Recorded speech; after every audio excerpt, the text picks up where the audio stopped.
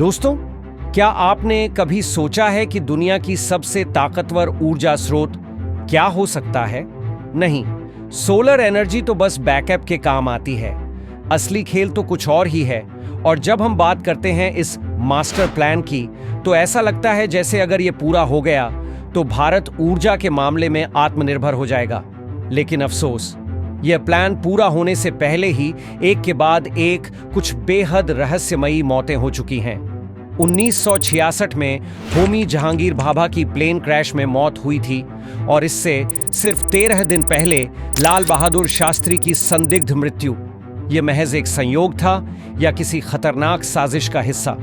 और फिर 2009 से 2013 के बीच 11 न्यूक्लियर वैज्ञानिकों की रहस्यमयी मौतें।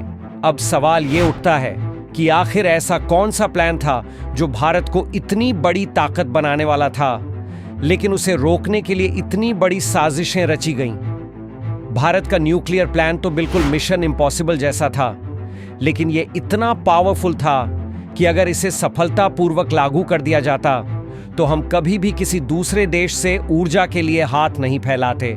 अब ये सब समझने से पहले आपको यह जानना पड़ेगा कि हमारे पास यूरेनियम का 1 ग्राम भी नहीं है। हाँ, 1% भी नहीं है। लेकिन फिर भी हम क्यों खुद को इतनी ऊर्जा में सुपर पावर बनाने की ख्वाहिश रखते हैं? क्योंकि भारत के पास एक ऐसा खजाना है जो दुनिया को हैरान कर सकता है, और वो खजाना है थोरियम।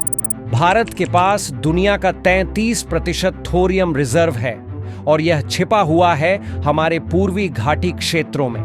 अब सवाल यह उठता है कि अगर हमारे पास थोरियम है तो हमें क्या करना चाहिए? यही तो है भारत का मास्टर प्लान।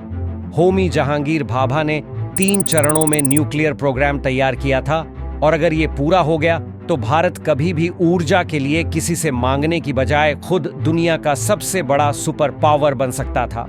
पहला चरण था कनाडा के साथ 200 मेगावाट के 2 heavy water nuclear power plants की डील। अब ये प्लांट्स सिर्फ बिजली पैदा करने के लिए नहीं थे, इनका असली मकसद था प्लूटोनियम तैयार करना। हाँ, ये सही सुना आपने।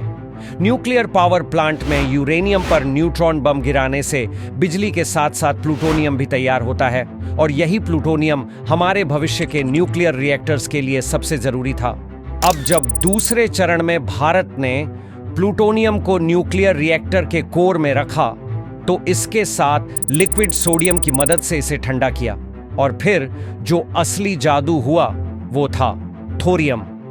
भारत ने अपने न्यूक्लियर सिस्टम के चारों ओर थोरियम डाल दिया और इसने धीरे धीरे यूरेनियम 233 में बदलना शुरू कर दिया। अब ये वही फ्यूल था जिसे न्यूक्लियर रिएक्टर्स में यूज किया जा सकता था।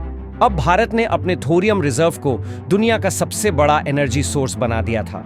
लेकिन सवाल यह उठता है कि अगर भारत इस मिशन में इतना आगे बढ़ चुका था तो फिर इसे पूरा क्यों नहीं किया गया?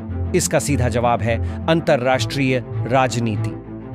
कुछ देश नहीं चाहते थे कि भारत न्यूक्लियर एनर्जी में आत्मनिर्भर बने, और सबसे बड़ा सच यह था कि यह तकनीक इतनी जटिल थी कि इसे विकसित करने में वक्त लगना तय था। फिर भी भारत ने कभी पीछे कदम नहीं रखा और अब हम दूसरे स्टेज तक पहुंच चुके हैं।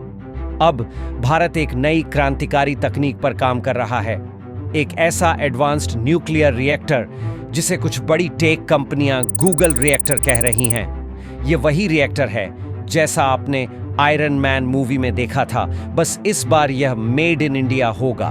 अब सवाल यह उठता है, क्या भारत इस तकनीक में भी दुनिया को पीछे छोड़ सकता है? क्या हम न्यूक्लियर एनर्जी में ग्लोबल लीडर बन सकते हैं? यह सवाल सिर्फ भारत सरकार का नहीं, बल्कि हर भारतीय का है। अगर आप चाहते हैं कि भारत इस तकनीक में सबसे आगे बढ़े, तो इस वीडियो को जितना हो सके शेयर करें, लाइक करें और कमेंट में जय हिंद जरूर लिखें। और हाँ, हमारे चैनल को सब्सक्राइब जरूर करें और बेल आइकन को भी ऑन कर दें। जय हिंद।